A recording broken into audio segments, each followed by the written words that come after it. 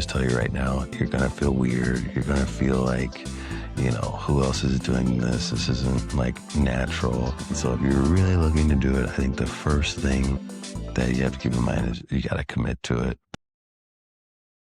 Hello and welcome to the show. Welcome to the RJ Show, or Curington Now, or the Untitled Business Podcast. We're working on a name, but my name's RJ Curington. I am a lawyer and entrepreneur of a multi-state law firm in Miami, Chicago, Northwest Indiana, and New York. And this podcast is about several things, mainly business and wellness, and how to grow a business and how to be successful in business and how to be mindful while you're doing so. So today's episode is about me. It's the first episode. It's about me, RJ Curington. Curington Law, how it started and what I used and how I managed and how I became successful, how I grew the firm to 6 figures in just a few years, and how I expanded it to be successful in multiple markets. So let's get straight to it, right? So really how I started, that's the best way to begin, is how I started. And I really didn't have a lot. And in this podcast, we'll have steps, and I always over deliver. So I'm going to give you more than the number of steps that, you think I'm going to provide. But I got started, and I really knew that I was going to be an entrepreneur and own my own firm, because I really just didn't enjoy working for someone, internships and things like that. I just didn't really like it, but that's just like a personal thing. But I was really motivated to do it. Law school, in the clinic, business law clinic, that really gave me the steps on how to handle a file. Because in law school, they really, really don't teach you how to be a lawyer, building business, things like that. They don't really teach you that. They teach you the substantive law, the rules, the cases, things like that. And those are good to know, but not really effective for being an actual lawyer. So the business law clinic was huge for that, because I got a feel for how to intake a client, how to manage a client, how to deliver results, and how to bill, and how to even market, really. So during that time, it was like kind of during COVID, and people were giving their reports to the supervisor and professors, like, I'm going to go practice here after law school and when I passed the bar, and they were inquiring about what everyone was going to do. And I was like, I really don't know. Well, I do know it's to start my own business, but that was not what anyone else was wanting to do.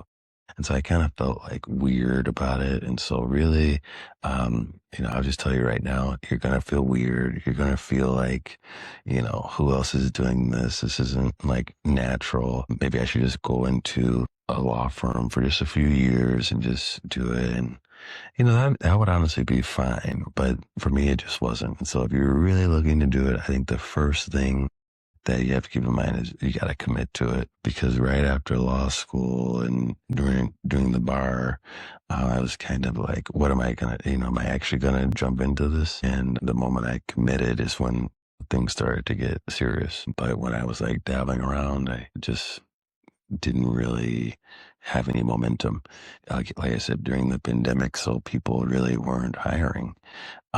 And especially with me, I wasn't like the top of my class, but I just didn't get anything. I would get like kind of some leads, but then it was like, hey, sorry, we're not hiring.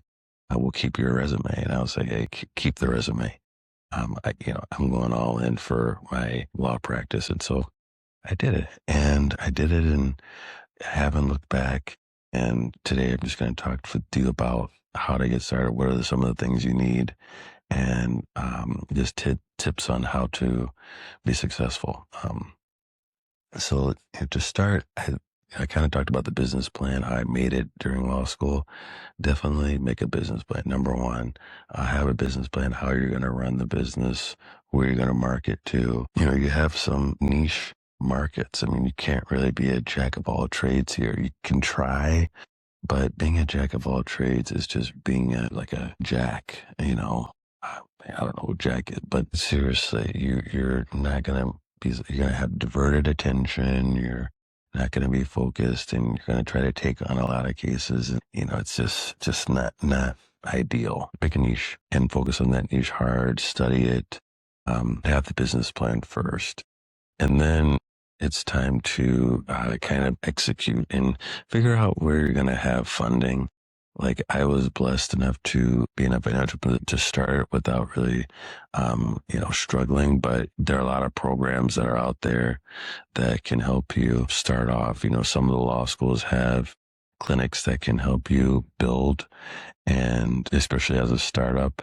And so utilize those resources, SBA loans, things like that. You can have capital starting off, and you really don't need much nowadays, with a virtual office firm.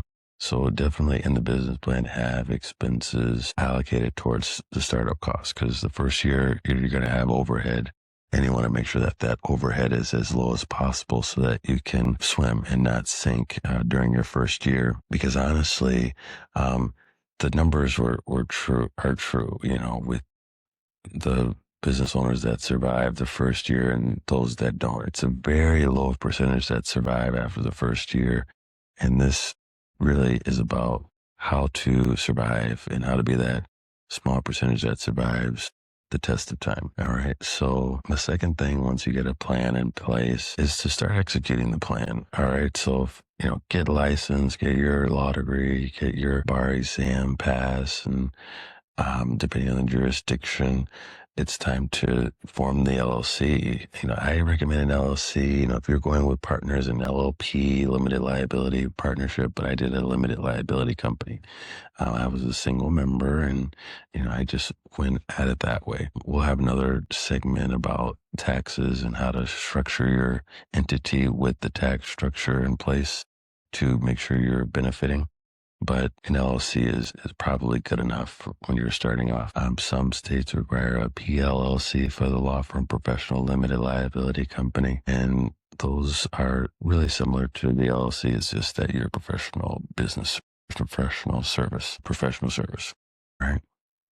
I know Florida, New York, those are ones that require the PLLC designation. So keep that in mind. And then, you can start your business. When you're filing your articles of organization, you'll need your registered agent who's in the state.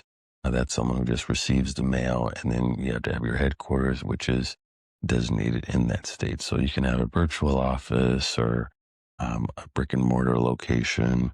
You can even use your house. So I like the virtual office structure. That just is where you get your mail. You can use the office space. There are a lot of those in the major cities. Maybe not that many in like rural towns, depending on where you're listening from.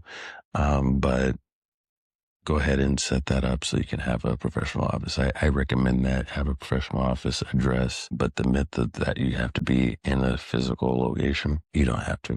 That lease can really hurt your overhead costs and get you over where you need to be or where you want to be. All right. So with that, then you'll need to have your members, of course, yourself as a member.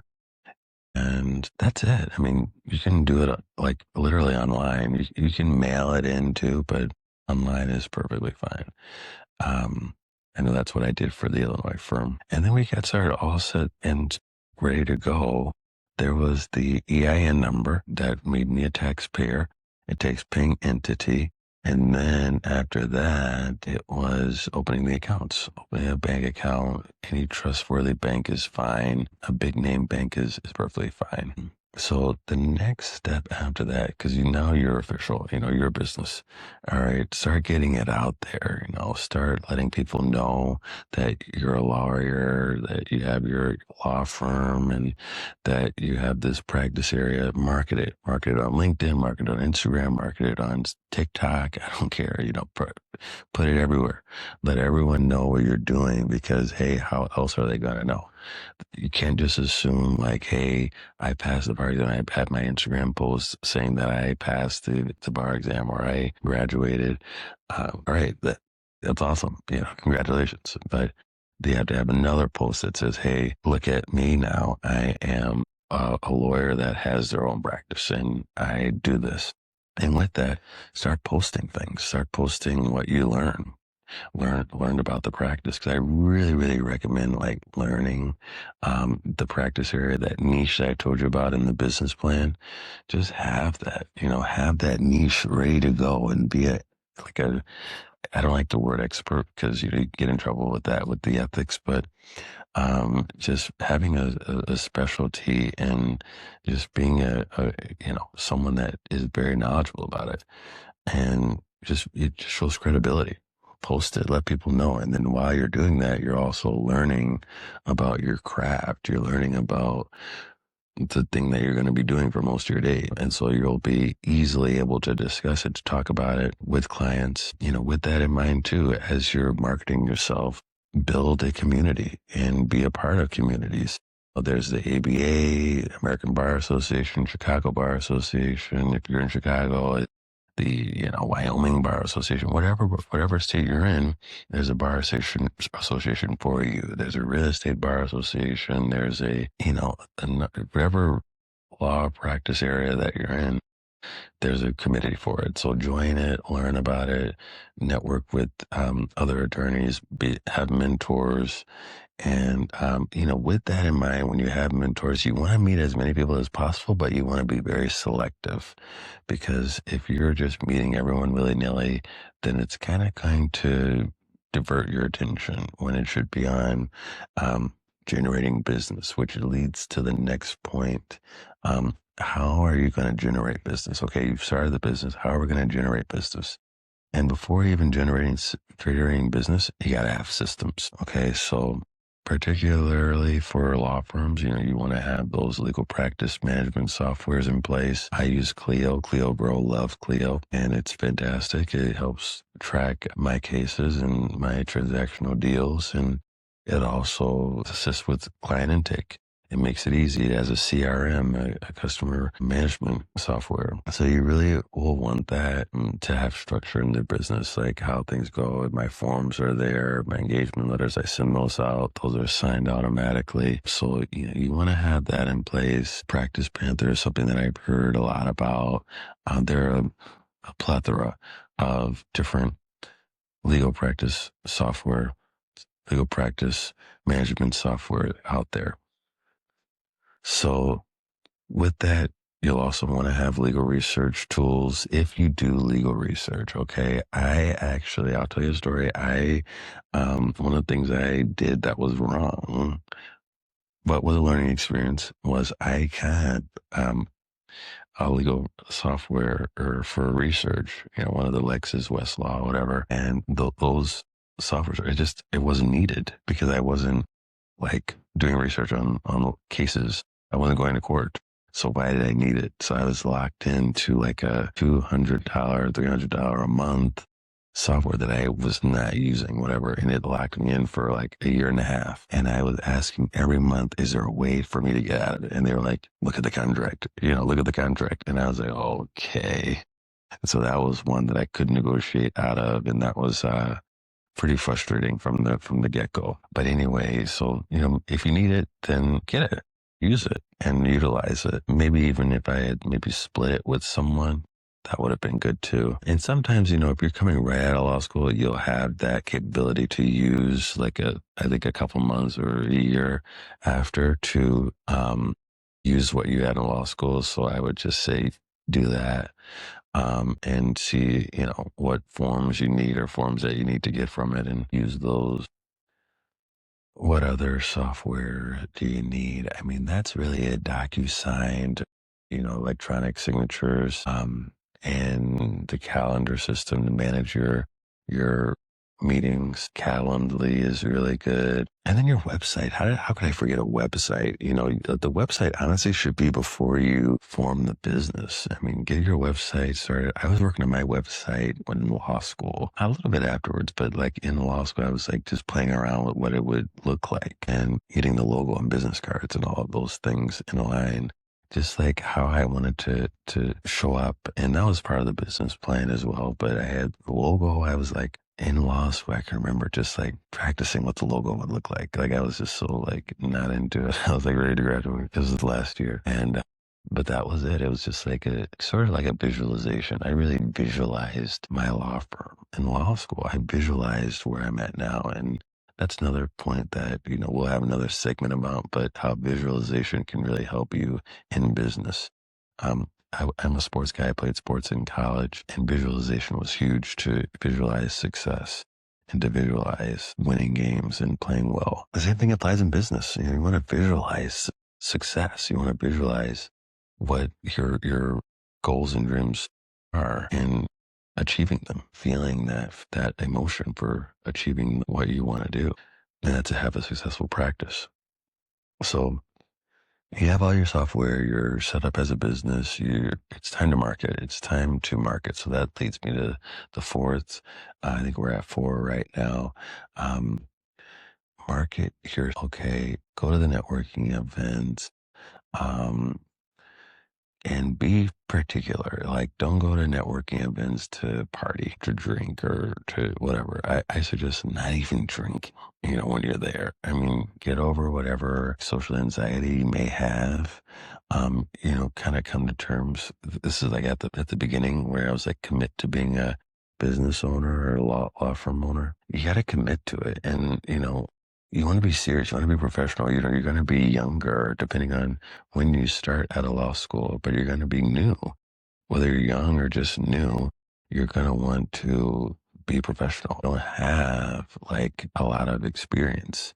And so the last thing you want is for someone to think like, oh, this person is just like, they're young, I can't really utilize them because they're not as experienced. You don't want that to be like your excuse. Like, yes, I'm experienced, but I'm extremely professional. I have these systems in play. I can serve you just like any other firm. So when you're marketing, going to networking events, be professional, be fun, be personable, of course, but you're going into it with that feeling of, I'm a professional. I'm here to conduct business. I'm here to market my law firm. I'm here to grow my law firm. And if you have that in mind, you'll be fine in whatever event that you go to, but find those networking events and make sure that they kind of tie in with what you're doing. Like, yes, you want to just meet people at the outset, just meet as many people, but time is current. And so you want to make sure you're utilizing your time and going to events that move the needle, whether it's in estate planning council event with the committee, meeting people in that realm. If you're in family law, go to that. If you're in criminal law, go to some of the whatever correlates with criminal law. Okay. So go to those things. And in philanthropy, I mean, that's another way to kind of get out there is just to be a part of these groups, be a part of these associations and these business networking groups, something that separates you from others. Maybe ones that don't have attorneys, you'll be able to be the attorney for the group. BNI, that's another one. Business International, Business Networking International. It's a great place to get started. It's just a networking group that is designated to provide referrals. And when you're marketing, just be careful with the ethics. Don't promise results that you don't have yet. Don't say that you just want a $1 million settlement when you didn't. It's not good. It's misleading, and it's to get you in trouble. If you're an LLC, the name of your LLC should be, it shouldn't mislead people to think that you're a huge group or a huge conglomerate when you're not. So just be careful with that. Another item of business here for marketing is to post on social. I mean, just get creative with social media and get it out there. I mean, follow, ask yourself like, hey, I can't believe I'm even doing a podcast at this point. I mean, this is kind of overdue, but like I was doing things like this, but now that I'm doing the first episode, I really am happy that I'm doing it and really wish I would have done it earlier. But hey, I never really recommend regretting. What I regret is not doing things, but I never really regret doing things. So just keep that in mind. You'll regret what you didn't do, not what you did do. All right. So, the last thing that I want to leave you with is the mentality. All right. The mentality of a business owner is what you have because you have everything. Okay. You have the organization, the structure, you have like how to market, how to get clients. Because once you start to get clients, they start rolling in. They start rolling in. I mean, I know when I started to get a few clients, I was like, yeah, this is all right. And then it just snowballed. And that really got the ball moving and ball rolling for me. And it grew my business in a year or two with doing the things that I'm telling you. But the mind, you have to be relentless. You have to persevere. It's not going to be easy. And you have to know that at the beginning, like, hey, this is going to take time. You won't see results the first year. I'm telling you, you probably will not see the results that you're looking for the first year unless you already had like a ton of clients or you have one mega client at the beginning. You're not going to see results like that quick. You're going to see that at year two. In my case, year three, I saw massive results. And that was when I locked in. Like I said, I had different things that I wanted to do. IP, business law at the beginning, entertainment law. But then I locked in on real estate law and I just committed to it. And now I've expanded to estate planning and business law.